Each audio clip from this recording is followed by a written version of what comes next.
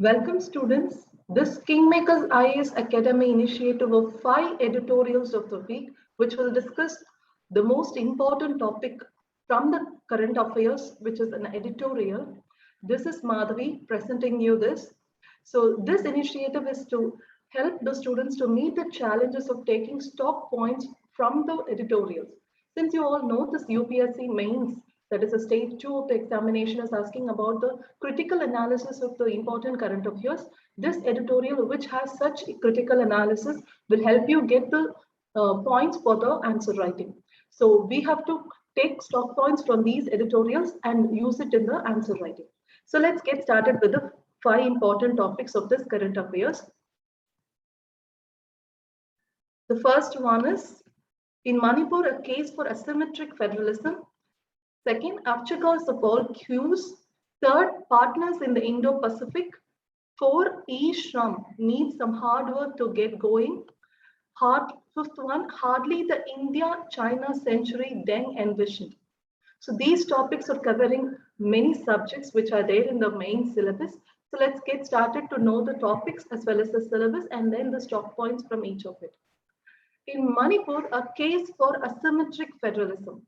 This is important because it is in GS2 we have a topic called issues and challenges pertaining to the federal structure. So federal structure issues are important. We have adopted an asymmetric form of federalism and not a symmetric form of federalism as there in the US or other countries.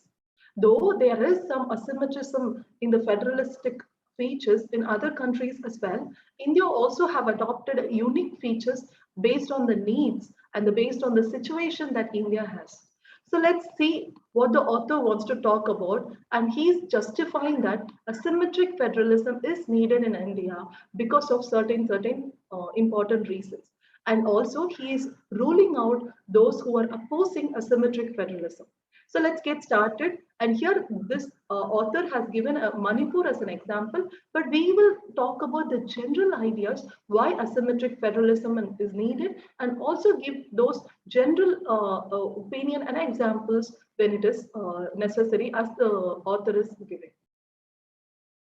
So what is the premise? The dissolution of Article 370, an attempt to dilute and dissolve Article 371. Though it's an old idea since Article 370 was dissolved earlier long year back, but still this topic is being discussed now because there are fear that the Article 371 may be also dissolved similar to Article 370. As you know, Article 370 is about special provision for Jammu and Kashmir, which was dissolved, and this Jammu and Kashmir is now became a union territory along with the Ladakh. So Ladakh and Jammu and Kashmir is separated and both have become a union territory instead of becoming a it was earlier a state and now it's a union territory after a greater integration of their legislations and other aspects into India's legislation and constitution. And then since this Article 370 was dissolved, there was lots of opposition saying that this is an attempt to also dissolve other parts of the countries who are having certain special provisions as well. This is in Article 371. As you all know, there are lots of articles within 371, 371A, B, C, D up to J we have. This Article 371 do have certain special provisions for 11 states. So the 370 is specifically for Jammu and Kashmir, and this 371, which is 371, 371A to J, is having special provisions for 11 states. This we can categorize as the states which are requiring a development needs. So development needs are there in certain states, not just the whole state, but parts of the state. Like say, for example, the Saurashtra region of Gujarat, the Vidarbha regions of Maharashtra, they need development because they are backward considering the entire state. So those regions which are very, very concentrated regions are having lots of ST populations, or they are backward because of various other difficulties or restrictions in their resource mobilization. So these states require the development push. So for this, there is a separate article giving special provisions for them. There are also tribal states, like 6 tribal states have been given special provisions like Assam, Nagaland, Manipur, wherein the population is very small. So there is a need for a separate constitutional provisions telling that this can be the minimum number of members in the legislative assembly and in the Lok Sabha and Rajya Sabha. And there are certain push for the peace, development and other aspects which are needed for the tribal regions. So these are the important extract of Article 371. Please go and read the important provisions of this Article 371. Coming to this points to be noted, that is very important for us. Asymmetric federalism. This is an idea of Charles Dalton. So Charles Dalton talks about asymmetric federalism. I already told you this 370, 371 is giving special provisions for certain parts of the state. So these are special provision. So special provision is telling me a greater push for certain areas. So when there is a greater push for certain areas compared to the other areas, this is called asymmetrism. So asymmetric federalism. Federalism means, as you all know, the states are given a certain autonomous powers comparing to the center. But this asymmetric federalism is giving greater autonomy for certain parts of the state comparing to the other states. So there is an asymmetric federalism. This is a Charles Dalton idea. We also recognized this Charles Dalton is an American political scientist, but we also adopted this asymmetric federalism, and we have in certain parts of our states and in our union territories a special provision that is needed. Why? Because there is a distinct identity, there is a differential development which is needed for them to be given the special provision. Just like reservation, which is providing a greater affirmative actions for the communities which are backward, even the regional backwardness, we need certain provisions in the constitution. So we went for the asymmetric federalism. And recognition and provision of an expansive self-rule for territorially concentrated minority groups. So these minority groups are both religious and linguistic minorities. But you have to also know that even within the Hindu religion, we have this SC population who are more backward. So they are called as minority groups. And even in the tribal areas, there are certain tribal minorities who are there. So these people need a self-rule, that is autonomy, because they have their own distinctive identity. They have their own customary laws, practices, they have with their own criminal jurisdictions and even civil jurisdictions. Like they have their own laws and judging ways, okay, justice system. So in this case, they need a separate special provisions because they cannot adopt to a criminal justice system or civil justice system that the whole India has. They have their own unique way of life. So they need to be accommodated. So this Gopinath Bardolai committee has suggested for a creation of autonomous district council in certain parts of this areas like tribal areas. As you all know, not just Article 371 has special provisions for certain areas of state or certain tribal areas. We also have the 6th schedule. So here the author hasn't mentioned 6th schedule, but please make a note of it. 6th schedule has special provisions for creating an autonomous district council in around 10 areas, 10 concentrated tribal areas in Assam, Meghalaya, Tripura, and Mizoram. So these are the areas where there is a concentrated tribal minority groups which needed a special autonomous district council for their self-rule. So they will have their own customary laws, practices, criminal justice system, civil justice system. So there is a need for the accommodation of their unique way of life. So there is this Gopinath Bardolai committee which is recommending this. But there are arguments always, because this asymmetric federalism is giving more special provisions which is differently from the other parts of the state.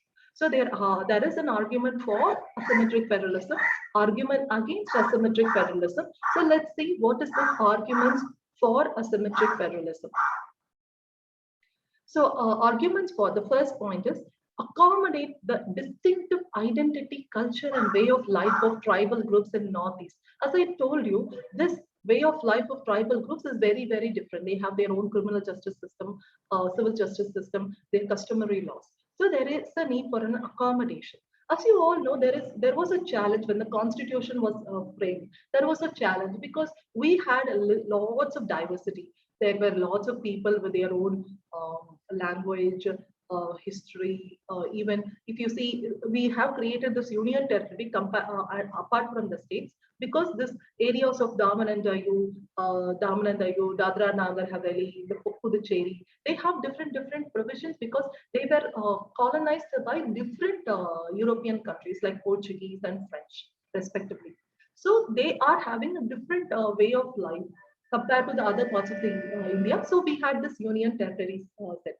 But not just union territory, we also have this autonomous district council, which is creating more asymmetric federalism rather than a symmetric federalism. Because there is this distinctive identity that you have to know, and it is more in the case of Northeast. India is not a homogeneous Hindu nation. You have to understand, though partition has happened and this Pakistan has been separated from India, and also this East Pakistan, which is called as Bangladesh, they have lots of Muslim population, but you also know there are Muslim population which are still inhabiting in India, and they are thinking India is their home state. So considering them, we should not neglect the distinctive identity of those Muslims or other religious groups. They don't, India is not a homogeneous Hindu nation like the homogeneous Christian nations in the Europe. So we need to have a separate provisions for accommodating the distinctive identity of each religions or each tribal groups. So India is not a homogeneous Hindu nation, which is a homogeneous Hindu nation is a majoritarian idea. We are having minorities as well. Accommodative and not integrationist approach. This you have to know. As you all know, when the constitution was started, we thought of how to we were challenged because these tribal groups, and there are lots of distinctive identity. We were wondering how to accommodate them. So Nehru, our Honorable Jawaharlal Nehru, he had certain ideas. He thought whether to go for accommodative or integrationist approach. Now we are having this accommodative approach and not integrationist approach. Just like that, putting them into the mainstream people is not good idea, because they will feel that they have an identity crisis.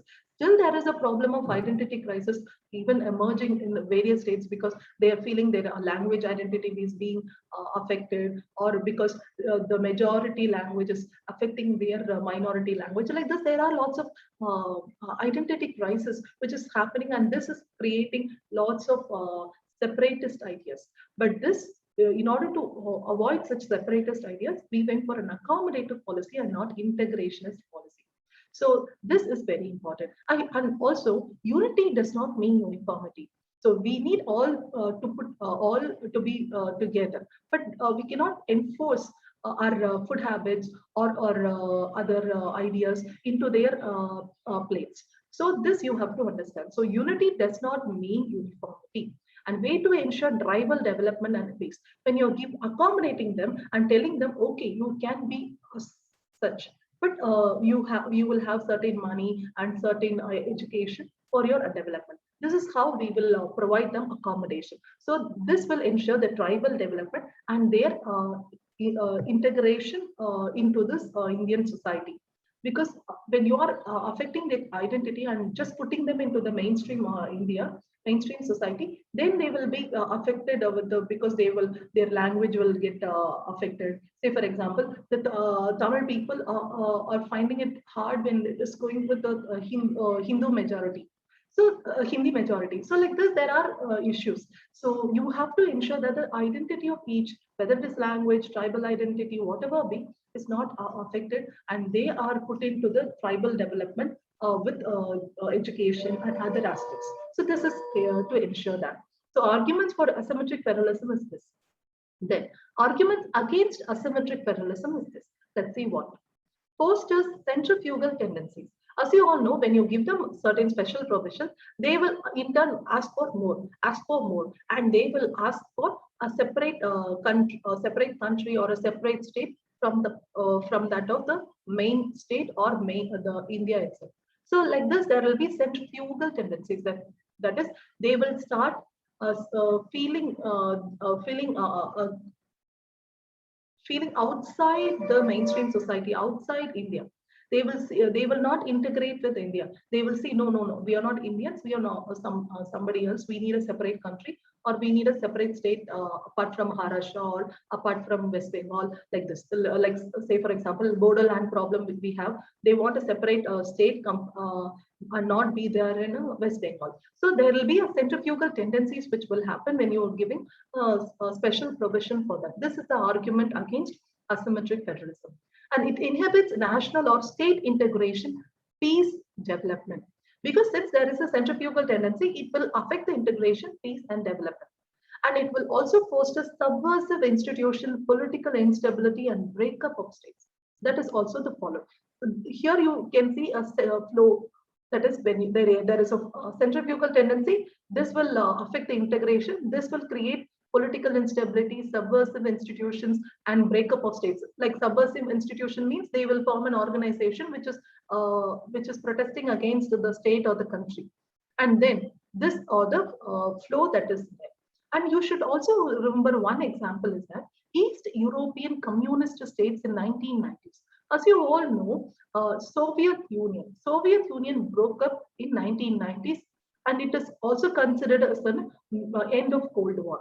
The Soviet Union had this East European communist states. This East European communist states were part of Soviet Union, which is called as USSR. Now Russia is separate, and these East European communist states are separate.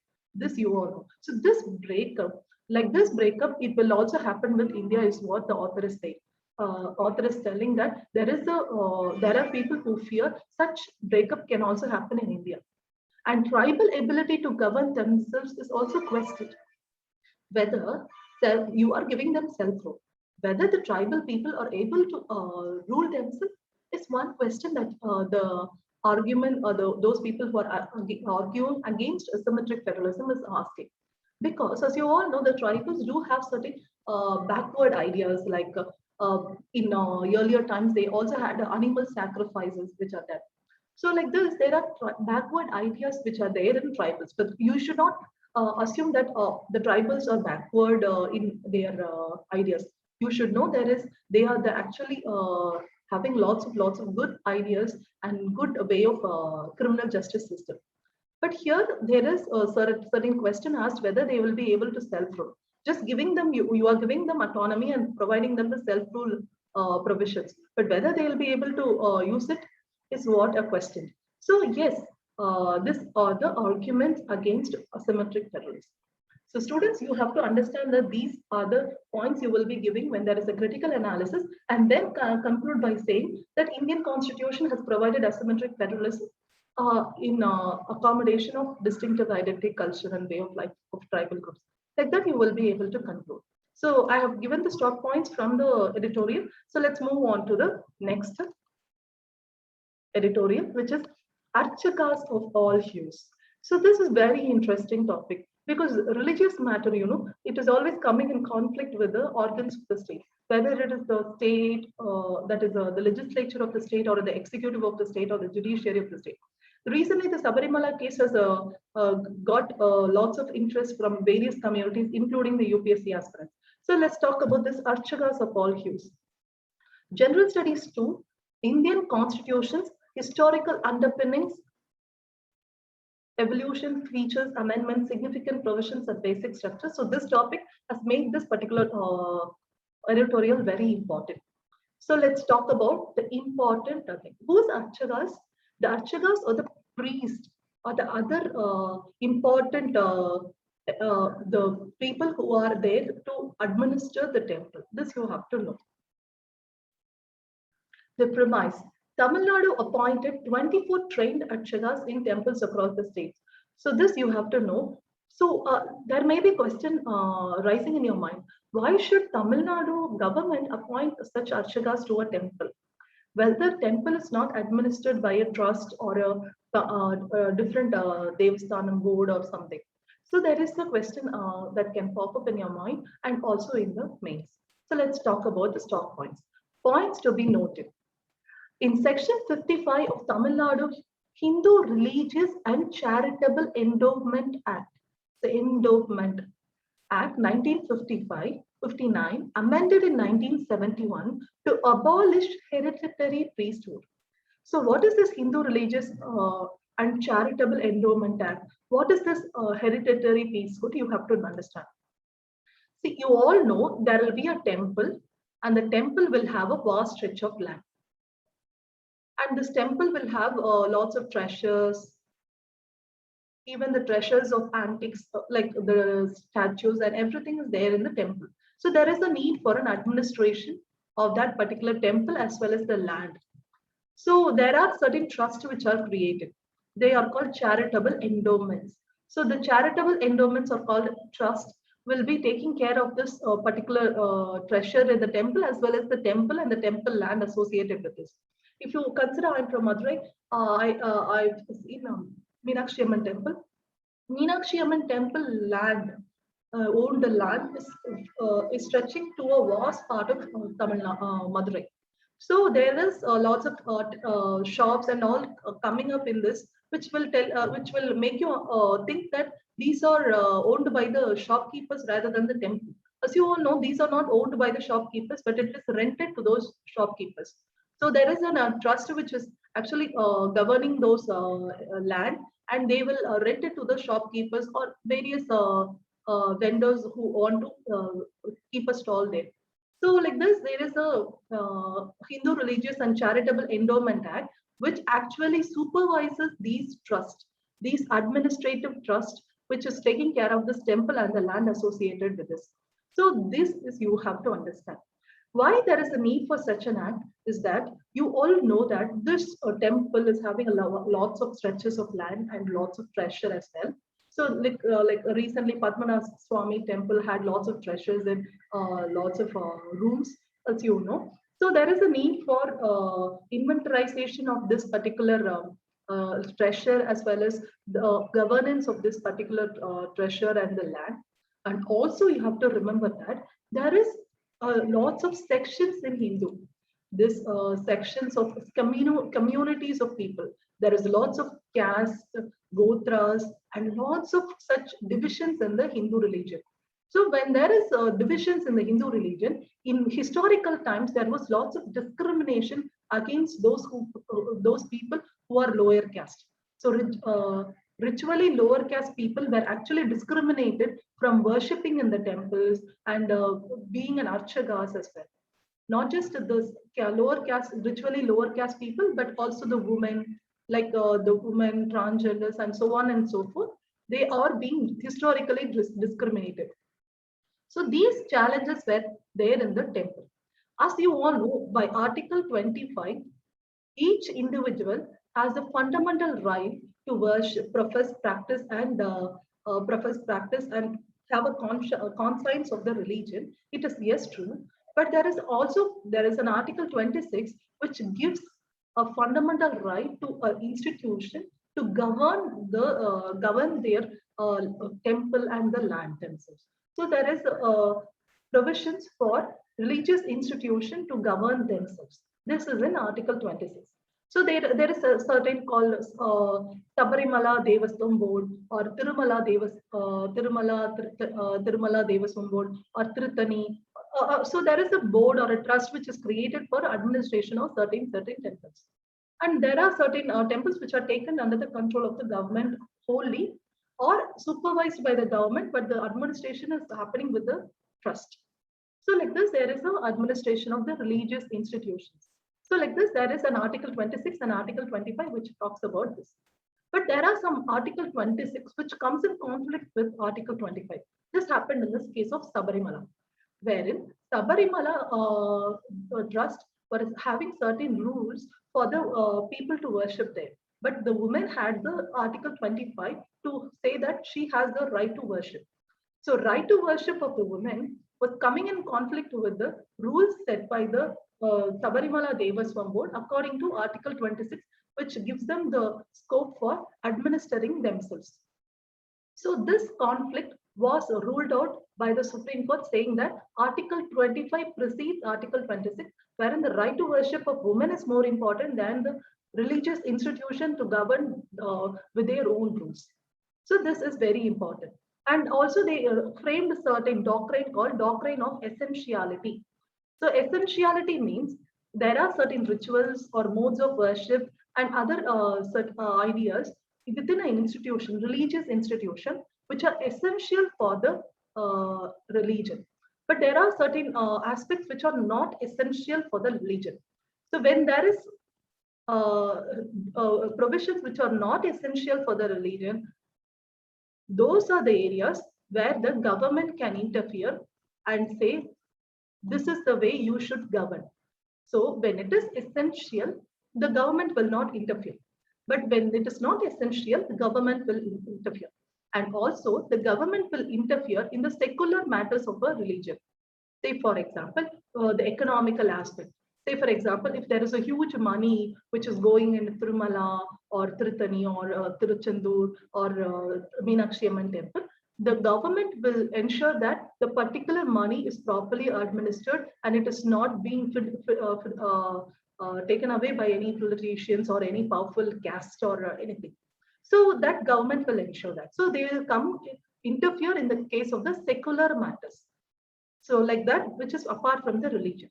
So the government will interfere in case of essential or non-essential matters as well as secular matters. And you should also know it is common, it is applicable for all the organs of the state. What I mean by the organs of the state, it is the legislature, executive, as well as the judiciary. Because judiciary is also an organ of state. So in this case, judiciary interfered in the Sabarimala administration and saying that women has to be allowed to enter the temples, and they have this Article 25 right to worship. And even the executive and the legislature can interfere in this temple administration through an act or through certain rules or orders or something. So this had happened when there is a matters of non-essential matters which are not essential to the religion, and there are certain secular matters related to the religion. So this you have to ensure that. So the organs of the state, judiciary, or it is the legislature or executive, can interfere in this religious matter when it is non-essential and secular. So that is you have to understand. And so this abolition of hereditary priesthood was very necessary, because the priesthood, those who are archakas, were actually taken from the father from one particular caste in their generation. So this will avoid this is against this Article 14, which talks about right to equality, and also this we should provide equal opportunity for all this, which is mentioned in the 16th. So this equal opportunity and equality is being affected when there is a hereditary priesthood. So in order to abolish this hereditary priesthood, there was an amendment which was made in section 55 of this Tamil Nadu Hindu Religious and Charitable Endowment Act of 1959. So there is a state intervention which happened through the form of an amendment to this particular act to abolish hereditary priesthood. So the government took the control of appointing the archakas. And they also trained the archakas so that archakas have an equal opportunity. All archakas from various castes. You also have to know. Earlier, there were certain castes which are not allowed to the temple worshipping it even. And now they are now becoming an archakas because there was a state intervention. So earlier, those community which were restricted from entering the temple are now becoming an archakas. So because of the state intervention to abolish hereditary priesthood and also provide various, also to assert certain fundamental rights of these ritually lower caste people. So there is a need for such intervention of the state, whether it is judiciary or otherwise, to ensure that there is all equal opportunity provided in the temples and other religious institutions. A demand for separating administration of temples from government recently were born. As you all know, there is something called as nationalization of temples. So yes, it happened because there is a need for such intervention, because there was lots of historical discrimination which happened. But now there is a demand for separating administration of temples from government recently, which is, yes, there is. But Seshamal versus Union, this is a case. Union of India, 1972, the Supreme Court upheld the move and said it did not mean government interferes in ceremonies and rituals. That is, Supreme Court has upheld this amendment to abolish hereditary priesthood and other forms of state's intervention in temples, and saying that the state is right, or the government is right.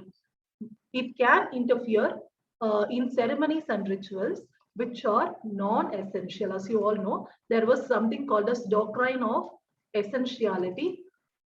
The government will not interfere in this essential ceremonies or practices, but non-essential ceremonies or practices, yes, the government will interfere. And this does not mean that the government is interfering in non-ceremonies and rituals, is what the Supreme Court is saying. But also they said that, yes, they can interfere in non-essential ceremonies and rituals as well. Adi Saiva Sivacharyargal versus Government of Tamil Nadu 2015. This is another landmark case which says that constitutional legitimacy naturally must supersede all religious beliefs and practices, and appointment should be based on agamas to enshrine Article 25 and 26 of the Constitution. I'm sorry, this is 26. So you also have to know that constitutional legitimacy is important. So I told you Article 25 supersedes Article 26, just like in this case of Sabarimala. There is other fundamental right provisions which are given in the Constitution. If it is coming in conflict with the religious institution administration, those fundamental rights will supersede comparing to those rules and regulations of those, or ceremonies and rituals of those temples. So constitutional legitimacy naturally must supersede all religious beliefs and practices. An appointment should be made based on agamas. Okay, agamas is certain rules or certain inscriptions which are there, which tells that the archagas have to learn these to become that is, a person must know this and learn these, and also have to understand and live by it, so that he can become an archagas. So agamas have certain rules and regulations and poems and way of worship and others in this with them, so that has to be known by a person. Only those person who are educated with this agamas can become an archagas. So that is enshrined in this enshrined. So that has to that will protect this Article 25 and 26 of the Constitution. So that is what this Adi Saiva Sivacharyargal case has said. No relief can be provided if executive order infringes agamas or essential religious practices. This is one important thing. Though the Adi Saiva Sivacharyargal versus Government of Tamil Nadu said that a person can become an archaga only if he knows agamas, and the appointment itself must be made on agamas. But if the state is going against this agamas also, there is no relief, is what the court has said. So this is one typical case. Yes, true. You have to also know that this agamas can be infringed by the government when needed, or the essential religious practices when needed, when Article 25 and other fundamental rights are being affected by those agamas or by the essential religious practices itself. This is what I told you earlier also. Though the government or the state or organs of the state can interfere only in those non-essential and those which are secular, you should also know they can interfere in this agamas or essential religious practices, and the court will not talk anything about that. But this will happen only on a case-by-case method. So case-by-case method, the government will, the judiciary will see that whether government has interfered in the agamas in the right spirit, in the right provisions of the Constitution, then it is go-go. But if the government or any other parts of the state has infringed on agamas or essential religious practices, which will affect our other fundamental rights, then the court will interfere. So on a case-by-case basis, there will be a case for jurisdiction, but not just that state is affecting this agamas or essential religious practice. Court will say, rule out that whatever state has done, it is wrong. So this you have to understand. Indian Young Lawyers Association versus State of Kerala. This is a case name for this Sabarimala issue. Please note this. Whenever you're talking about Sabarimala, please quote this case. That is Indian Young Lawyers Association versus State of Kerala. This is already told you that Sabarimala case is this. That is women entry into Sabarimala. And Joseph Shine versus Union of India. This is another case which I have discussed in the earlier editorial as well. This is about decriminalization of adultery. So this is about the court's intervention in making those adultery-related offense as unconstitutional because it criminalized adultery. So this Joseph Shine versus Union of India, also please mention this case whenever you're talking about adultery and other cases which are not gender neutral. So these two cases actually tells that there are certain cases, there are issues in the society which are against certain communities like women, children, scheduled caste or scheduled tribes. So Indian Young Lawyers Association versus State of Kerala and Joseph Shine versus Union of India, both is against women. As you all know, this in Joseph Shine versus Union of India, the adultery case, there is a criminalization of adultery. And the husband only can raise a case against a person who's having illegal relationship with his wife. And even the wife cannot raise a case against the husband if he is having an illegal relationship with the other person, with any other person.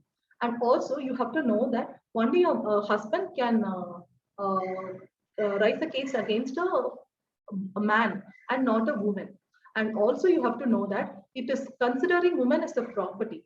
If the illegal relationship of the woman happens with the illegal relationship or an affair which happens with the wife and another person on the consent of the husband, it is go.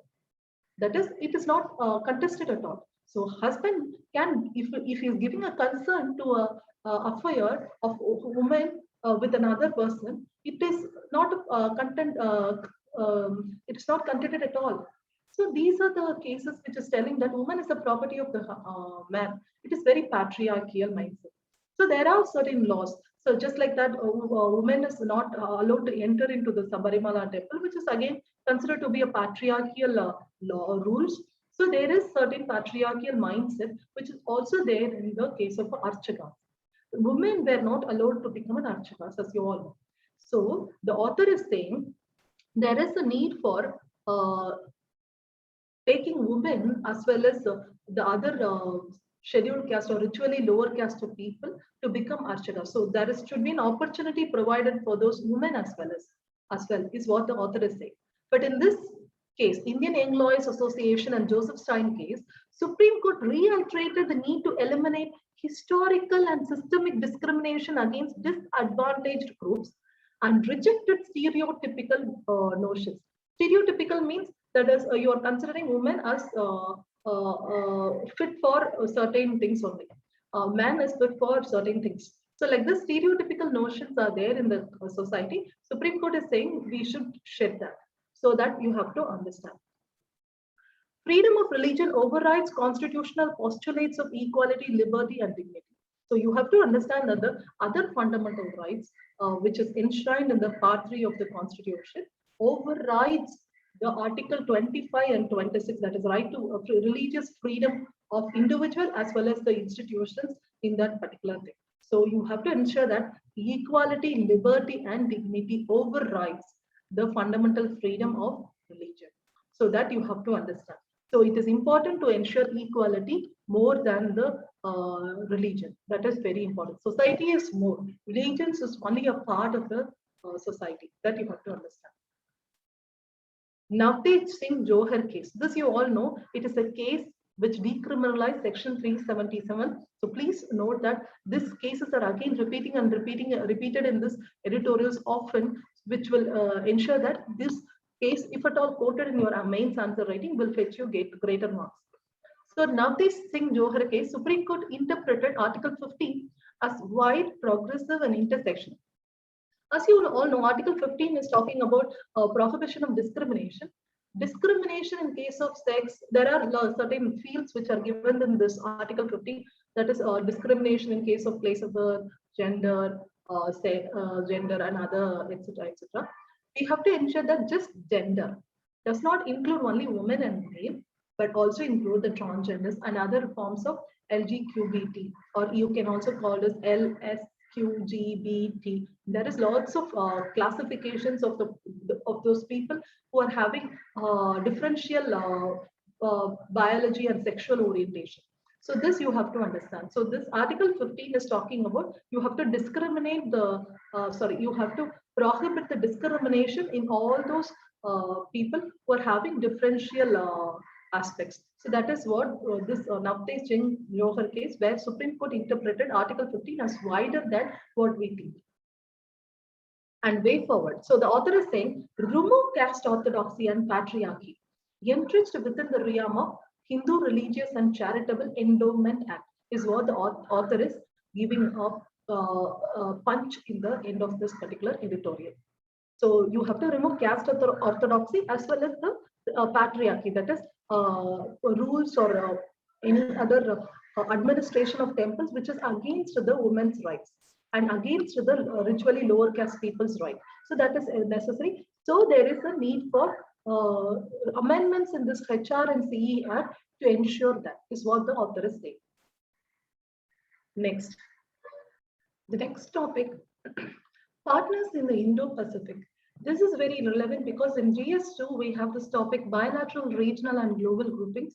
So this Indo-Pacific is a bilateral, regional, as well as the global groupings, which we have to have our stock points for. So let's talk about the premise. So 2+2 dialogue between Defense Minister and Foreign Minister was happened between India and Australia.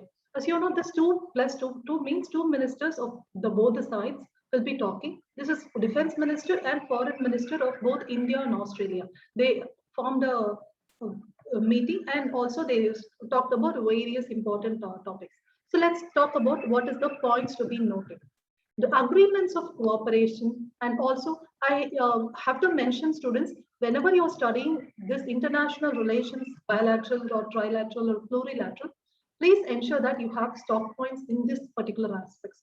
That is areas of convergence, areas of divergence, the agreements between the countries or the groupings, and also the challenges.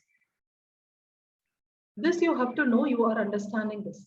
So whenever you're studying international relations, have points for convergence, divergence, agreements, and challenges.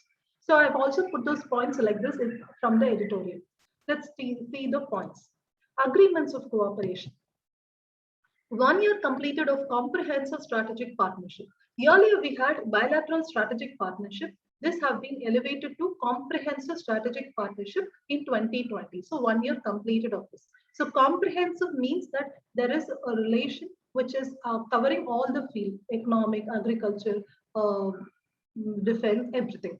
And strategic means it is very, very important technically, strategically for the security and other needs of a particular region. So comprehensive strategic partnership has been framed between India and Australia. Growing convergence views on geostrategic and geo-economic issues backed by people-to-people connection. Students also note that whenever you're writing your international relation question, ensure that you're using these words, geostrategic and geo-economic issues, people-to-people connection. So whenever you are concluding your international relation question, you can also conclude using this people-to-people connection must be increased like that. So whenever this geostrategic, geo-economic, whenever you're writing it in your mains point, you can also use it as a subtopic for your mains answer writing. Also in between the body of your answers, you can write this geostrategic and geo-economic. What do you mean by geostrategic, geo-economic issues mean? When, because of geography, there are strategic issues and economic issues that can arise. Say, for example, India is here. So we have this in the Myanmar, Thailand, Cambodia, Laos and all. Here we have this Indonesia. This Malacca Strait is very strategic as well as economic. It is geostrategic and geoeconomic because it is a geographical area. So Malacca Strait is having geostrategic and geoeconomic issues. Similarly, India and Australia also have certain geostrategic, geoeconomic issues because of their geographical presence in the Indian and Pacific Ocean. So there is geoeconomic and geostrategic issues which you can talk about in various other relations with other countries as well. So please ensure that you are using such words. So these are certain words which can fetch you greater marks. Then, stepped up cooperation in bilateral, trilateral, plurilateral, and multilateral formats. So cooperation between two countries is bilateral, between three countries is trilateral, and more countries are plurilateral and multilateral formats. So India and Australia is aligning in their cooperation, not just bilaterally, but trilaterally, plurilaterally with other countries in partnership as well. This is what this statement means. Elevation of 2+2 secretaries level dialogue to ministerial level dialogue. Students, you have to also know that in international relations, there is important that you have to know that whenever a meeting or a relation is happening, who's the person who is going to the meeting is very important. Say, for example, it is only the secretaries who are going, or whether the ministers are going, whether the prime minister itself is going, or the president is going. This will tell whether this particular meeting is, whether this particular organization or bilateral relation is very, very important or not. Say, for example, when it is a ministerial level meeting in case of India and Australia, it means it is very, very important. Say, for example, Indian Prime Minister and Australian Prime Minister is meeting. That is telling that Australian relation is more important to India. Say, for example, it is also important that when is the Prime Minister or the Minister or the Secretaries are meeting. Say, for example, the Prime Minister after his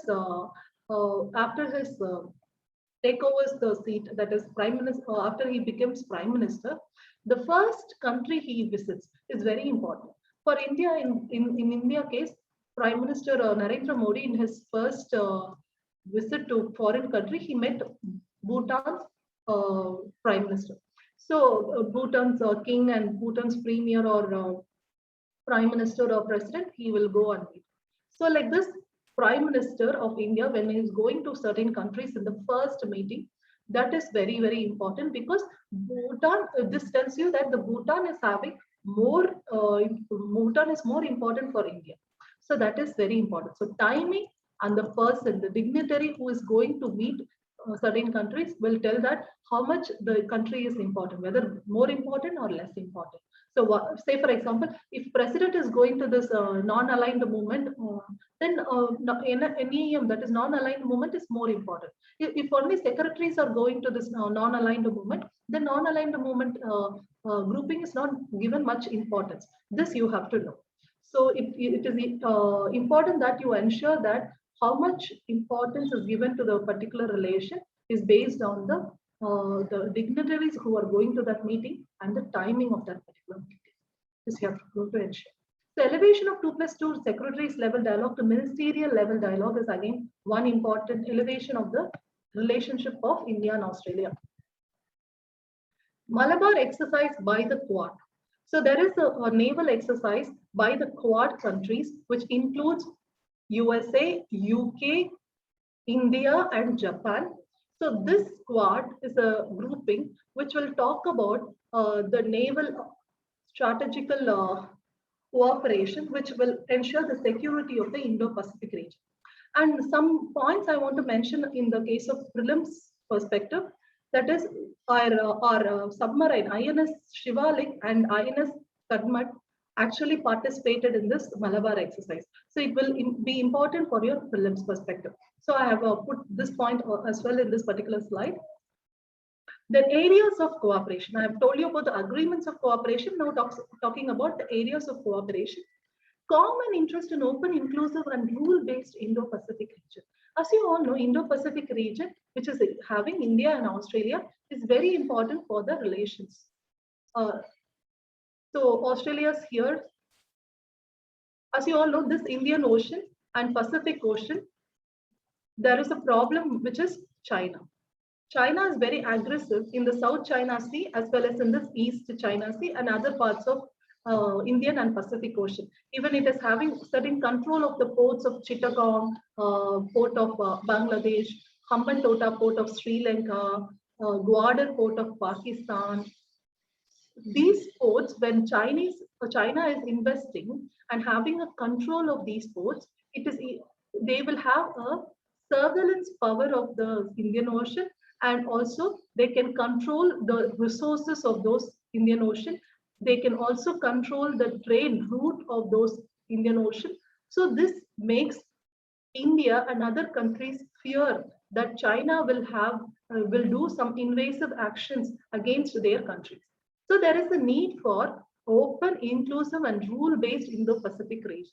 So the economic route and the resources must be open. It should be inclusive of all the countries, and it should be rule-based. That is, this country will have control over this region. That is, you have to know that UN clause, that is UN Convention of Laws on Sea, talks about different kinds of zones.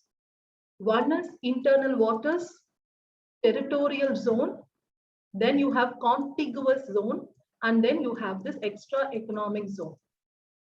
So these zones are actually delimited from the boundary coastal lines. So the first delimitation is for the territorial zone. So there is something called as baseline. So baseline is the line from which the actual coastal border has ended and the ocean starts. So in this baseline, whatever water is within before this baseline and the coast, it is called as internal waters. And 12 nanometer from here, it is the contiguous, territorial zone. And another 12 nanometer, it is the contiguous zone. Another 200 nanometer, it is the extra economic zone. So these zones, if you consider this extra economic zone, every country can use the resources and it can sail through these particular extra economic zone. So it is open, inclusive, and there is a certain rules. That is, this territorial zone, only the country which own it can use the resources. So there are certain rules for these zones. So this is framed by UN clause. So this Australia and India is saying that every country should follow this rules of UN clause. So, but China is not following this UN clause rules. That is what the problem of India and Australia and other countries as well.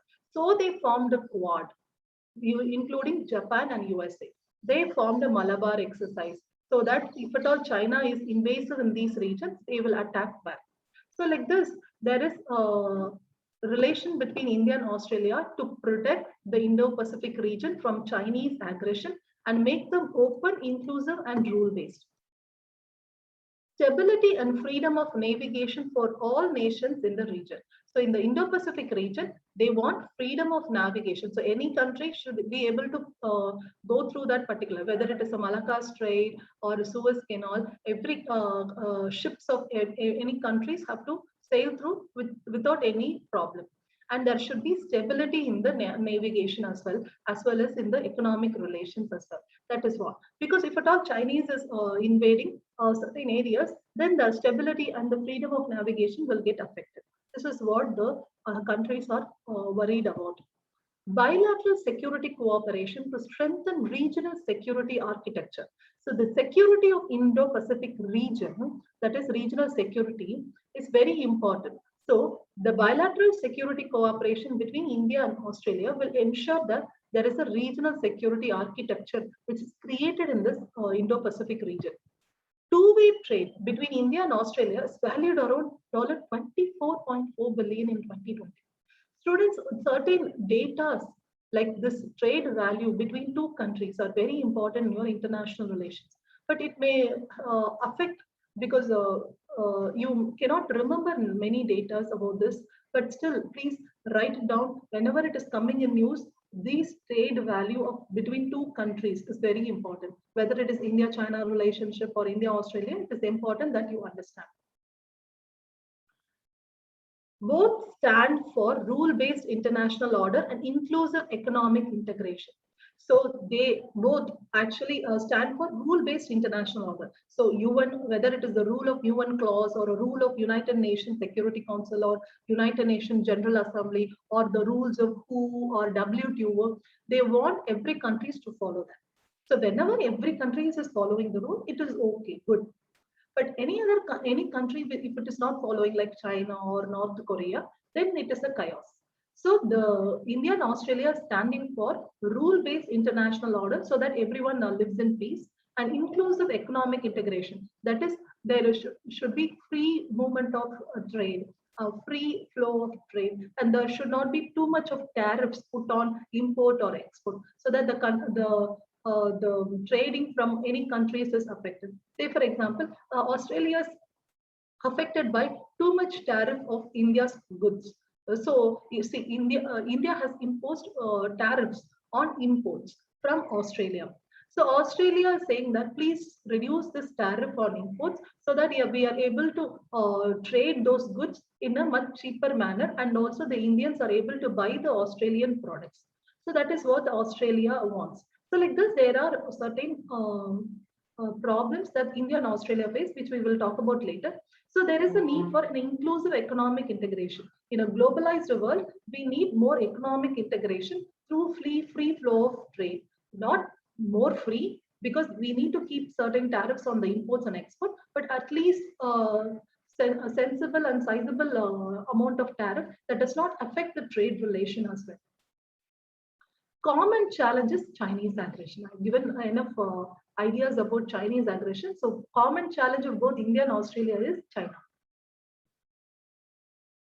Sectoral cooperation in agribusiness, infrastructure, healthcare, energy, education, mining, financial technology. So there are sectoral cooperation of India and Australia in these areas, and long-term sustainable economic relations, yearly harvest agreement. So this is being in the line or in the pipe.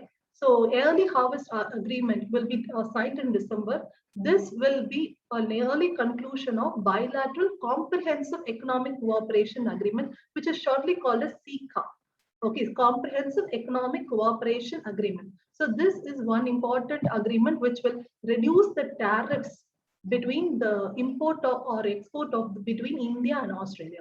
So whenever this is signed, there will be a reduction in the tariffs, and there will be more increase in the trade between India and Australia.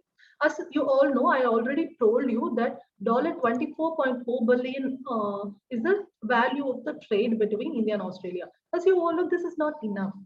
If you consider the trade relation with China, it is around $100 billion. If you consider with US, it is more. So like this, when the value of the trade, that is whether it is $24 or $100, tells you how much the trade relations. In India and Australia, it is not enough. So we are going for a greater agreement, that is CECA agreement, to ensure that there is a reduction of tariff and more areas of trading happens, whether it is in the services or in the manufacturing, exports, any products like car, bike, or even the transport of minerals, trade of minerals can also happen. So this will ensure that the trading happens in all areas. So that will necessitate that trade value goes up. So, and will also ensure that other relations are also getting smoothed. So this is important. So we are going for a CECA agreement. Areas of divergence. High tariff for agriculture and dairy products, making Australia exports tumble. So there is, I already told you, the high tariff. So India and Australia is there. When Australia wants to export certain products, India is imposing certain tariffs. So export cost or export price plus the tariff will become the price of Australian product in India. So this is making Australian products little higher in price. So the Indians will not buy this Australian products because it is a higher price. So Australia wants to reduce this tariff so that the Australian products are bought by more Indians. And also Australia is able to export more products also. So high tariff for agriculture and dairy products, making Australia's exports down. As you all know, there is a competition between Australia and India. India is also an agrarian country with the agriculture and dairy products exported. Australia is also having agriculture and dairy products exported. As you all know, New Zealand, Australia is all having greater cattle population, so that they are able to ship the dairy products. But so since India is having competition from Australian dairy products, we are having higher tariffs. But Australia wants it to be reduced. This you have to know. Non-tariff barriers, that is apart from the taxes, non-tariff barriers is also there. And non-tariff barriers on the Australian products.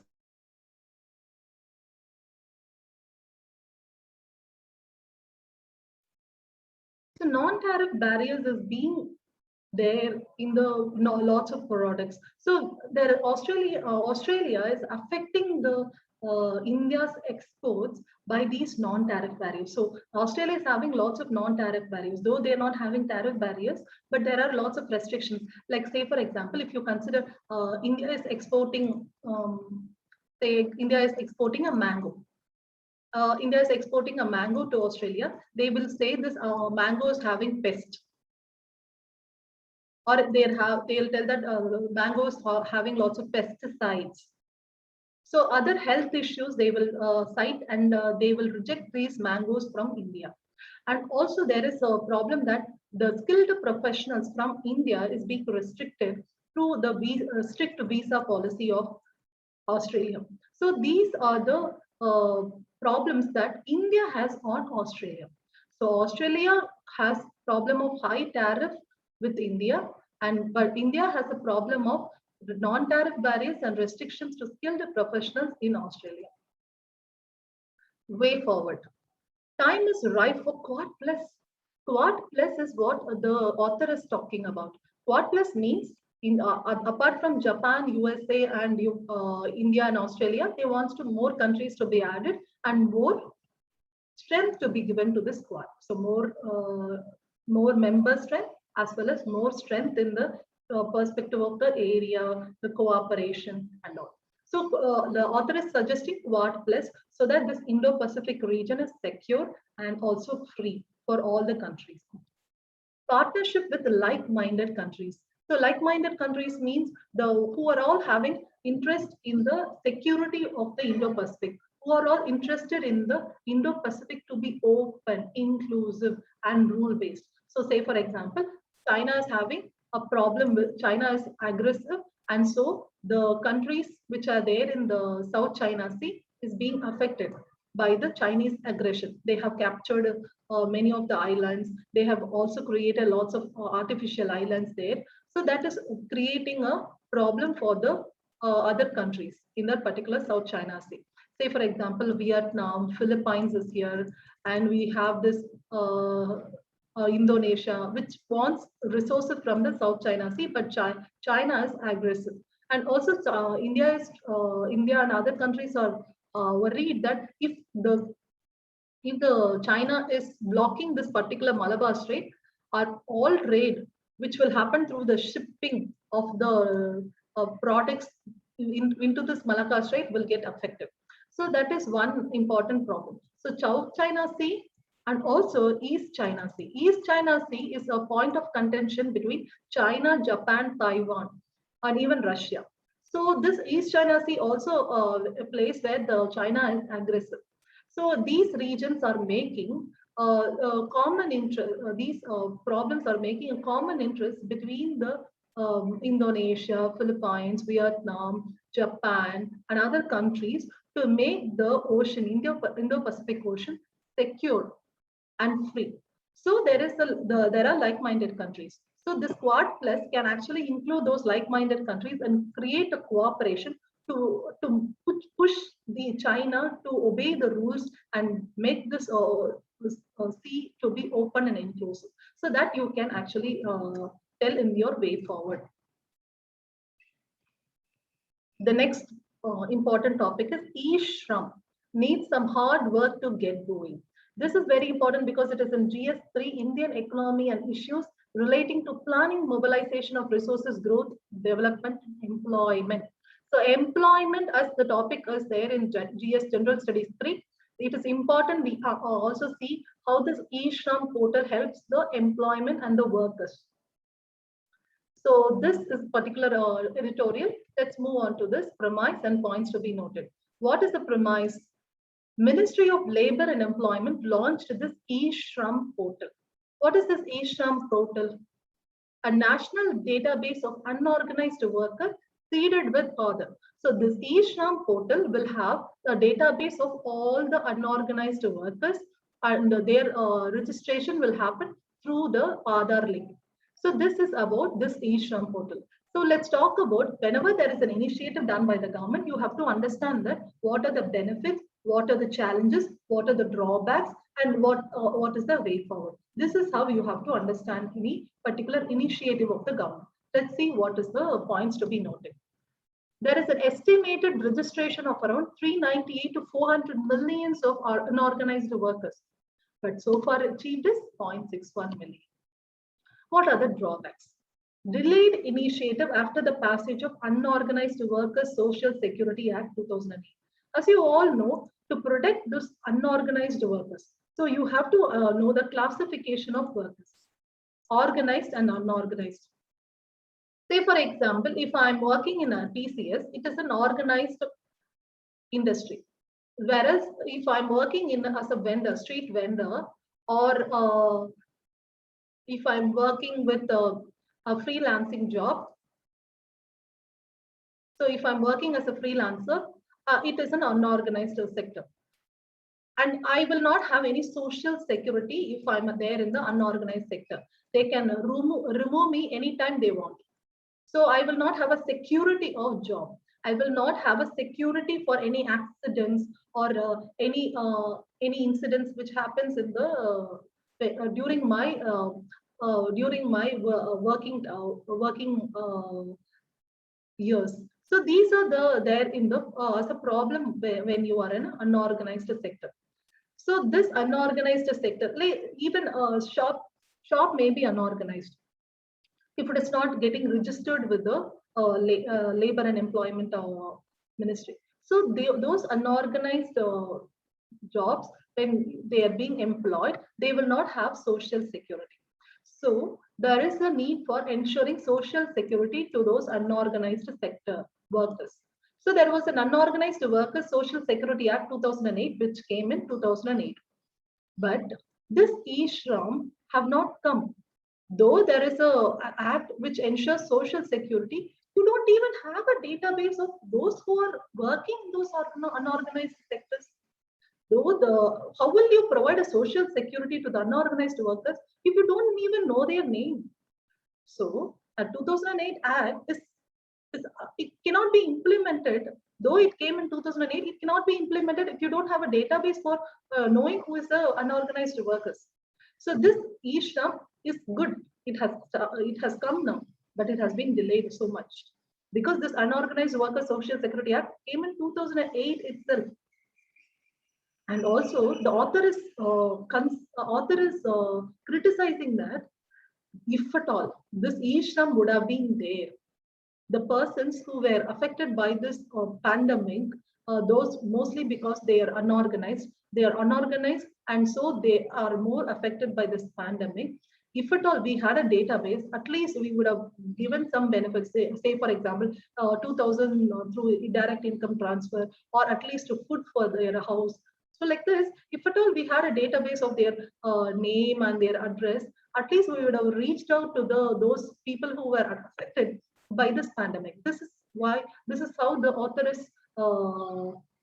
is saying that we have done something wrong. Okay, fine. Now e-Shram has come. Let's talk about what are the other drawbacks. Not mentioned gestation period for assessing strategy and efficiency. Yes, this e-Shram has come. e-Shram is to have a database of unorganized workers. Okay, say for example, I started filling those unorganized workers list. But there is need for a supervision because you should not have any ghost beneficiary, ghost names, Ghost name doesn't mean ghost. Ghost names means, say for example, I'm enrolling Sibi or Sirija or Samundeshwari name here. Okay, so, but Samundeshwari is not an unorganized worker at all. But just because to get some benefits, I'm enrolling some name here. So these are the ghost names or ghost beneficiary, they call it. So without supervision, there'll be problem of inclusion exclusion. Okay, so inclusion problem will also be there. Exclusion problem will also be there. So you will include a wrong name or you will exclude a right name.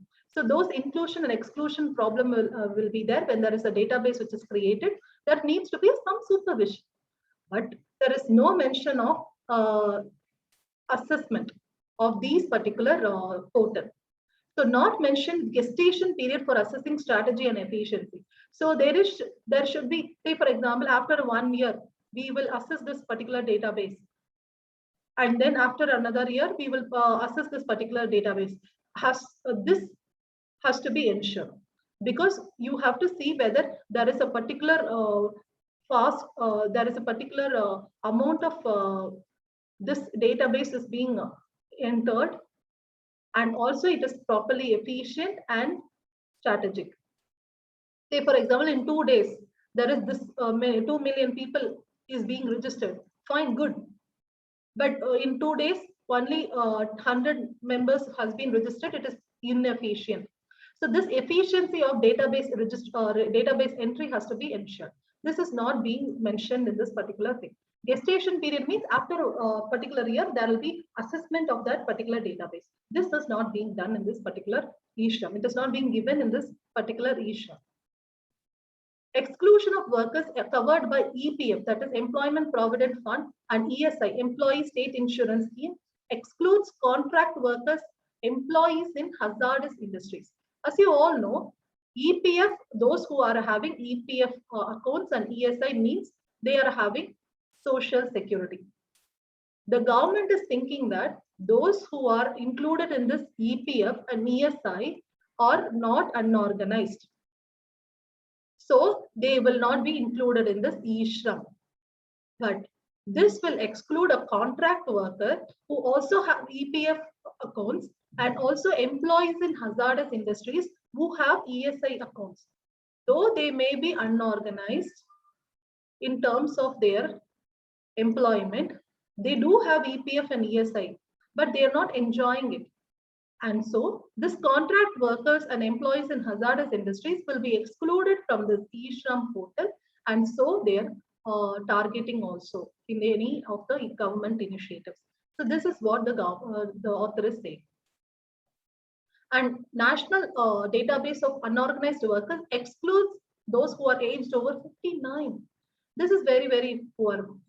Because you all know the vegetable vendors or any other vendors or any other unorganized workers can also go above 60 of its age. If you see, if you are riding through the highways, I've seen many of the old people who are waving the flag of hotels and calling people into the hotels. These are unorganized workers. Though they are working in a hotels, they are unorganized workers. Okay, you have to understand the difference between unorganized institutions or industries and unorganized workers.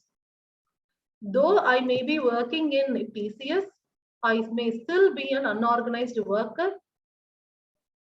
Though if I'm working in an unorganized organized industries, even if I'm working in an organized industries, I may remain as an unorganized worker, like security or anything. So like this, you have to understand. So even though if you have a EPF and ESI account, you may be an unorganized worker and you need to be included in e-Shram. And even if you are aged over 59, you need to be included in e-Shram. So this you have to ensure. This is what this e-Shram is lagging or deficit of. Challenges. long drawn process and gigantic database. As you all know, there is around 400 millions of unorganized workers. And you have to understand also, because of this pandemic, there are lots of people who are pushed into this unorganized workers because they have lost a job in organized institutions like hotels, uh, hospitality, and tourism, anything. So they're pushed into unorganized jobs because of this pandemic. And so this numbers is just an estimated, and there are lots of unorganized workers which this database need to include. And pandemic pushed a lot into informality, I have explained. And incentivizing or penalizing the small employers to register their employees. So you have to know the employees cannot identify themselves. It is the employers who have to register the employees in their particular institution if they are unorganized.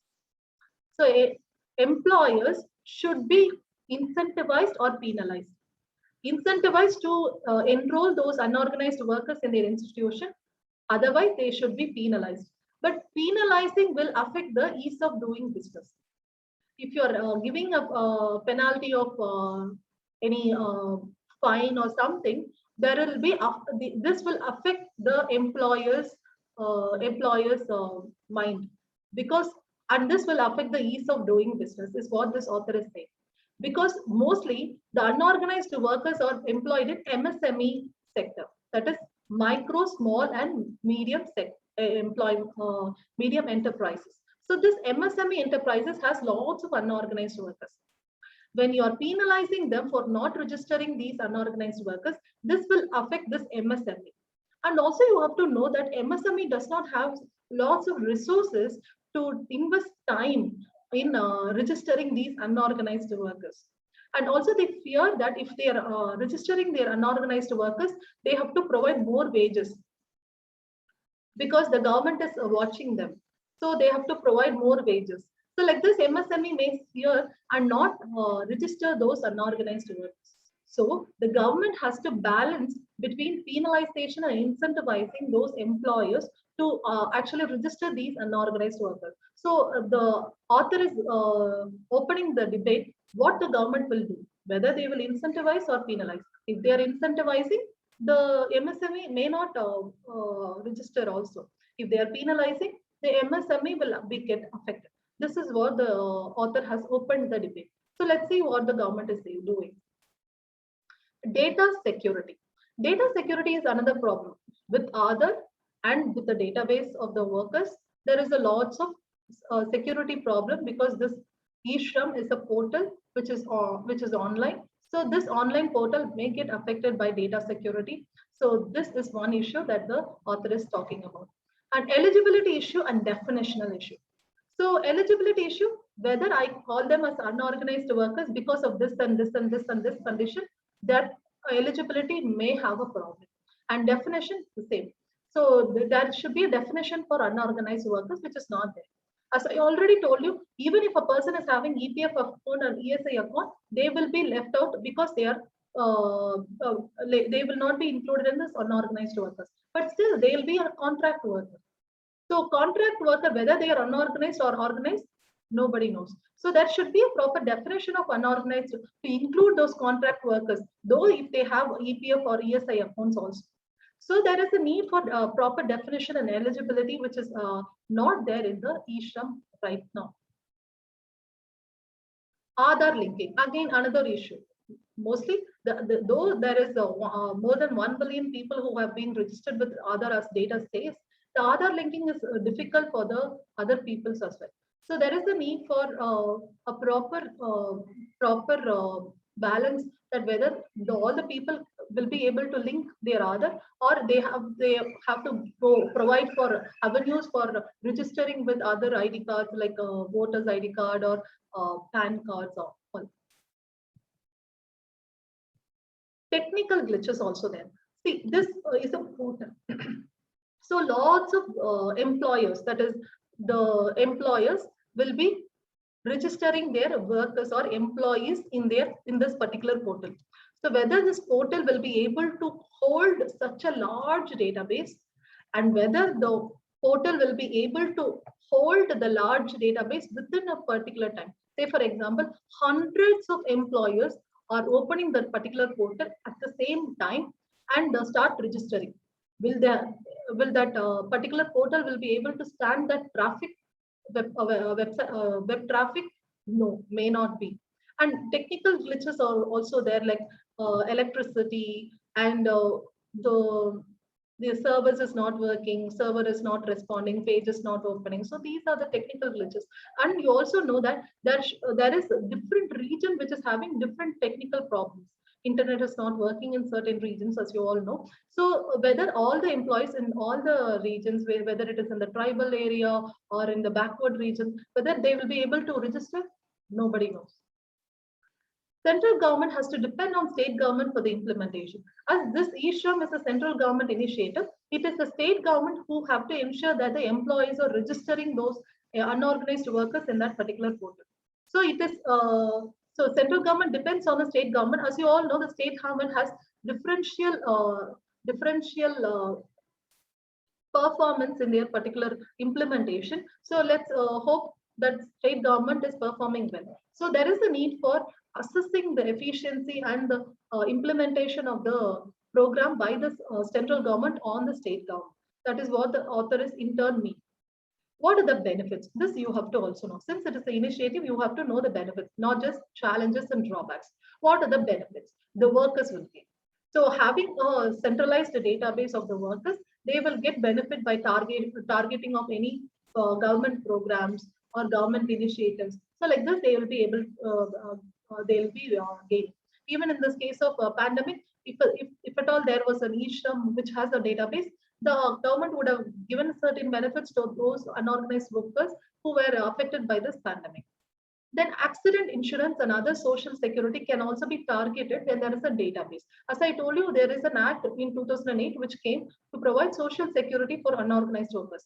So with the database through the e-Shram, they'll be able to provide those social security like accident insurance and other benefits for those e-Shram.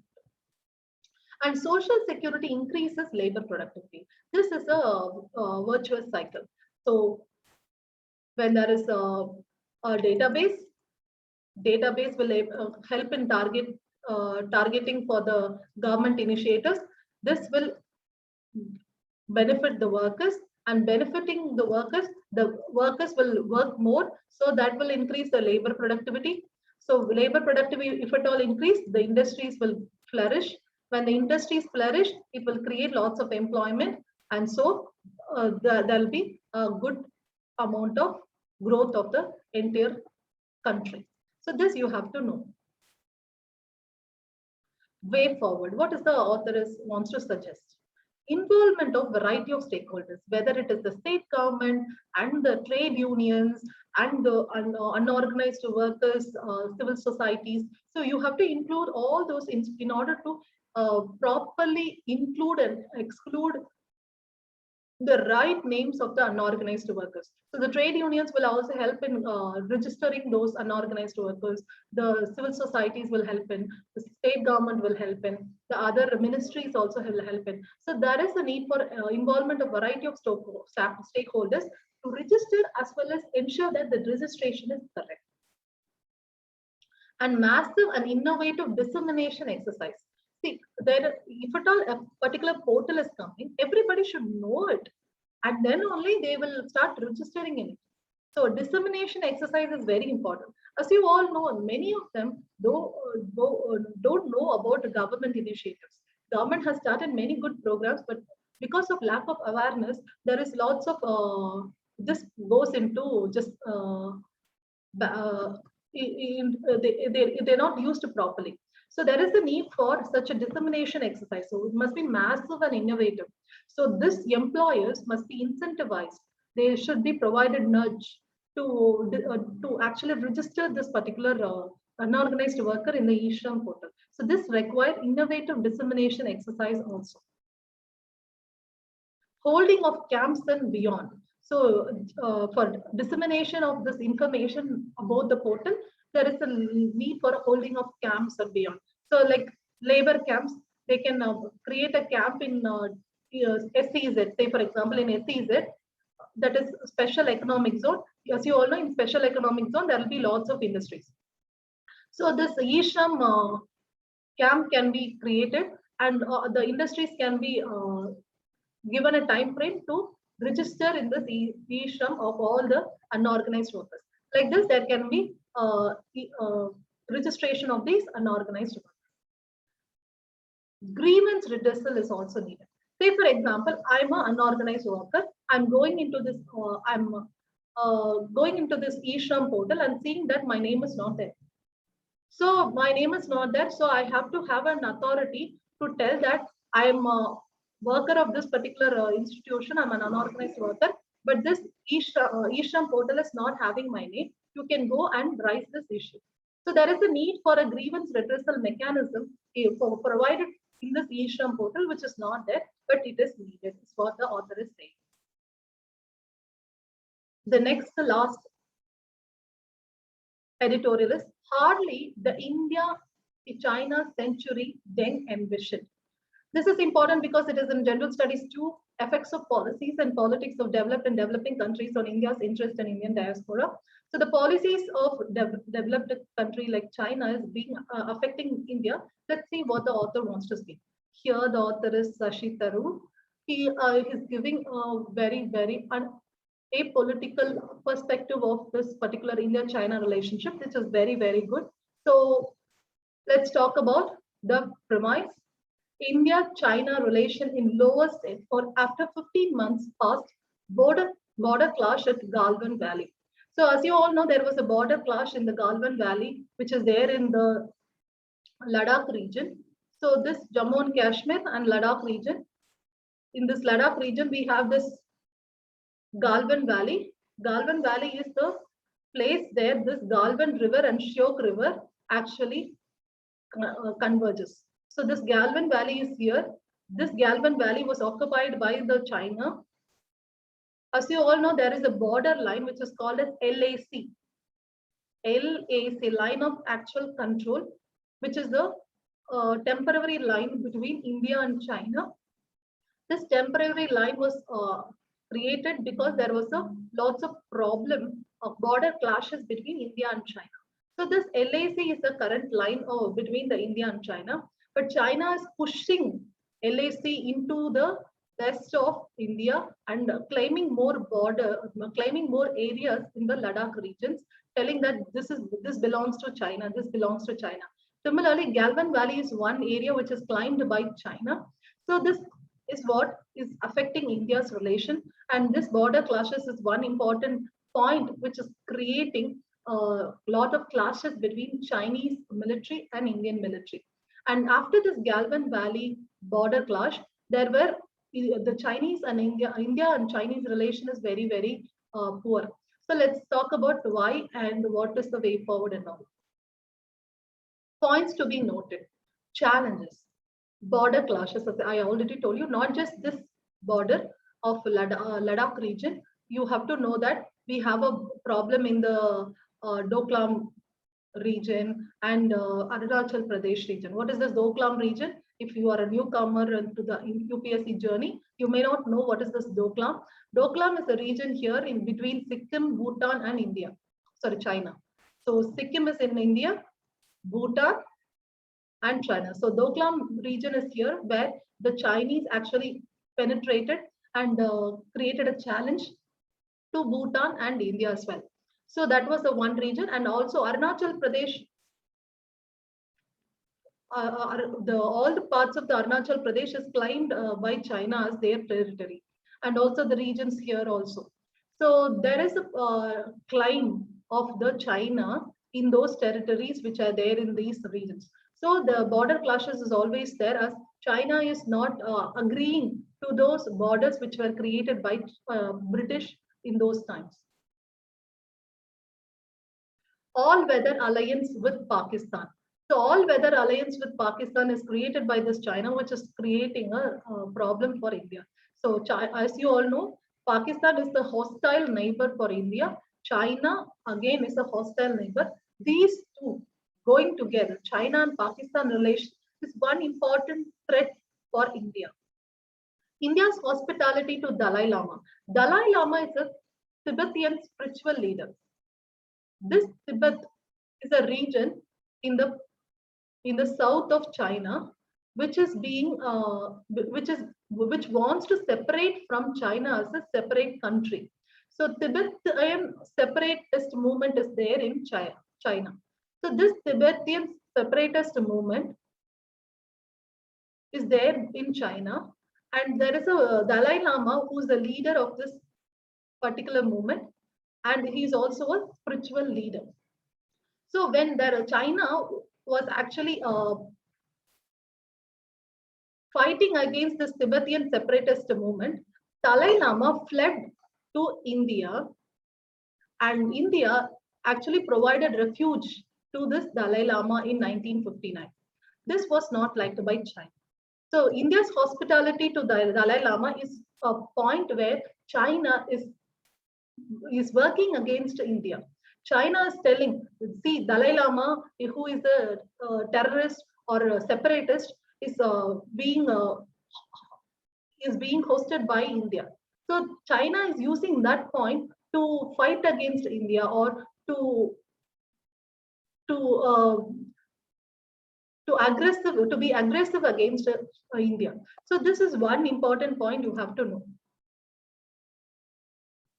India had endorsed one China policy, and China said the border dispute could be left to future generations. But though Dalai Lama, who is a Tibetan separatist leader or a spiritual leader, is there in India, India does not support Tibetan separatist movement. India said we are endorsing this one China policy. As you all know, as you have to understand that China is facing separatist problem from Tibet as well as in other regions like Taiwan. Taiwan is also a region which is it is an island which is very near China. There is the one government which is now ruling this Taiwan. This government was actually carved out of China. Earlier, when you go back to history of 1949, there was a clash between Marx and the incumbent government. Marx then assumed the government of China, and this your older government have been pushed into Taiwan. So the government, the actual government who were there in 1949 fled to Taiwan, and now Taiwan is claimed to be a separate country from China. But China is saying no, Taiwan is not a separate country, it's very much a part and parcel of China and also Tibet. So this is called as One China policy. India is also endorsing this One China policy. We have clearly said and said that China, we don't think that Tibet and Taiwan is separate from you. We are accepting that Tibet and Taiwan is part of you, is what India's stand is. So this is not a problem. But hosting Dalai Lama is a problem for China. Though we have said that we don't support Tibetan separatist or Taiwan movement, China is not satisfied with that. China is saying that you are hosting Dalai Lama, so we are not liking it, is what China's stand is.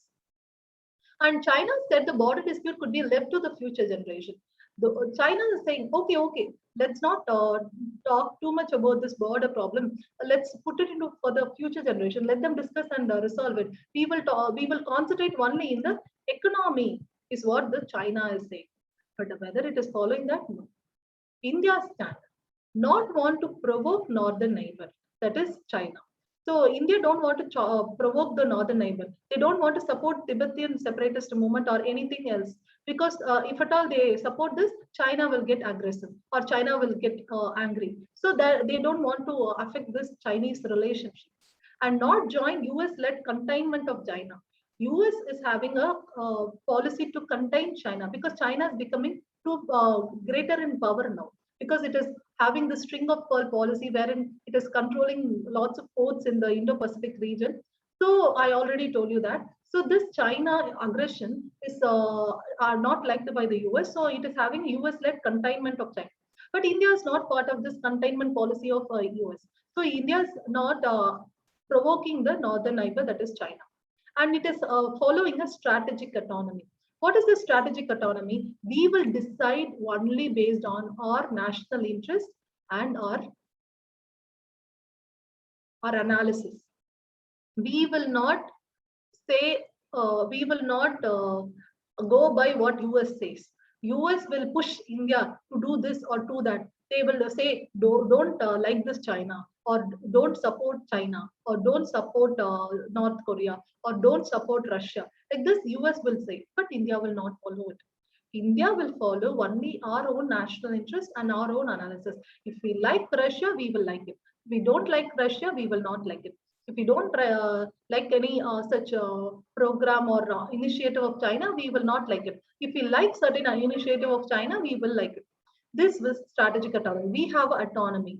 We have a sovereignty, and we have this autonomy to think and decide for themselves and not go by a Western country like US. So this is what India's stand is. We will follow strategic autonomy. Improve relations economically. Since China is having lots of manufacturing, it is a great manufacturing hub. We can actually import lots of manufactured products from China. So we have this relation economically with China, not just manufactured products like a car or something. We also have this pharmaceutical products which is coming from China. So there is a relation economically, and a trade worth close to $100 billion is there. And what about the cooperation? 2019, there was a historical meeting happened between India and China. It happened in Mahabalipuram, which was an informal summit. As you all know, there was lots of ads and celebration of this particular meeting in Mahabalipuram between the India and Chinese premier. So 9 years, there were 18 meetings happened. So there was approximately 2 times they met in 9 years. So it is very important. As I told you already, the meeting is important. How much time, which time, how much time, and who is meeting is also important. Here you have to also know how much time a meeting happens. So here 18 meeting happened in 9 years. So the 2 times a year it is happening, it is huge. So you have to understand how India is keeping China. So China's relation is very important for India, is what this particular means says. So 2019 18th meeting in 9 years in Mahabalipuram pledged to take their relations to greater heights. Yes, true. But whether this border clash actually means greater heights, no. That the author is talking about.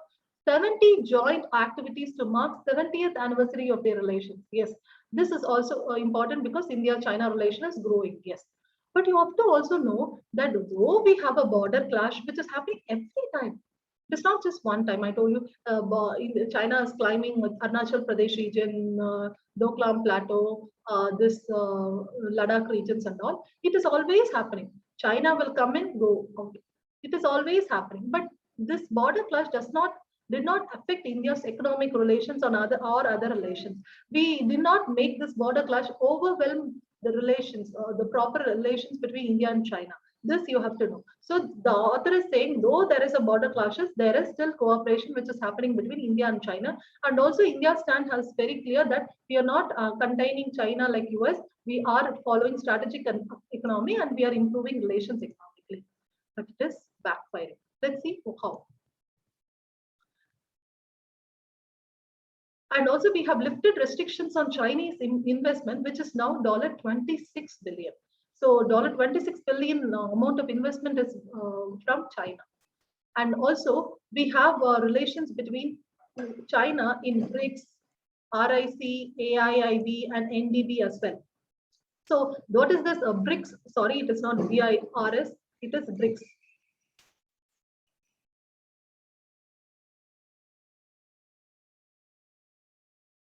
So BRICS is a plurilateral organization which involves Brazil, Russia, India, China, and South Africa. And RIC is including Russia, India, and China. This is the trilateral relations.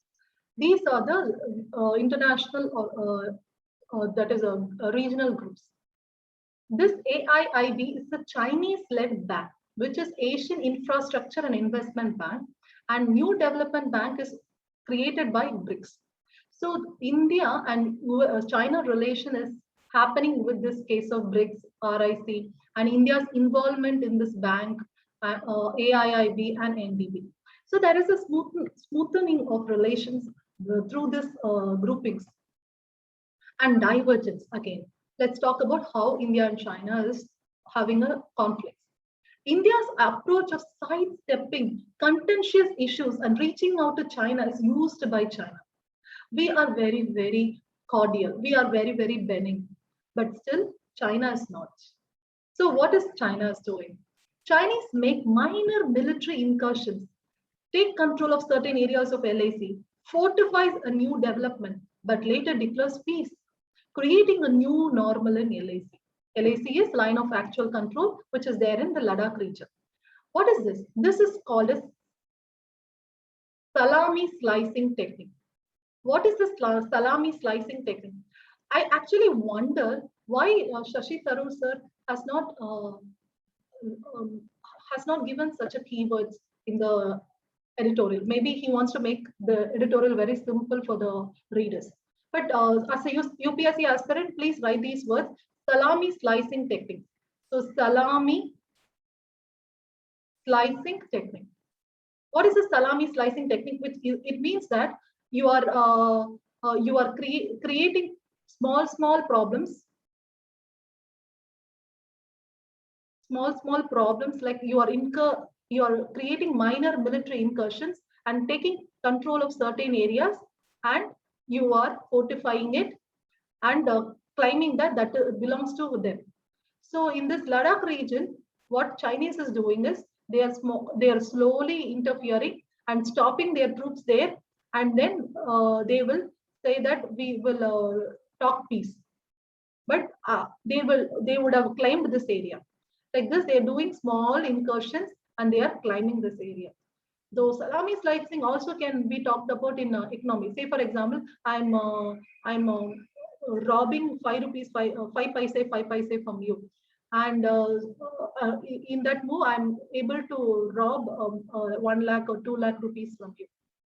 So like this salami slicing technique is one important word which is used in to categorize Chinese ambitions in LIC regions.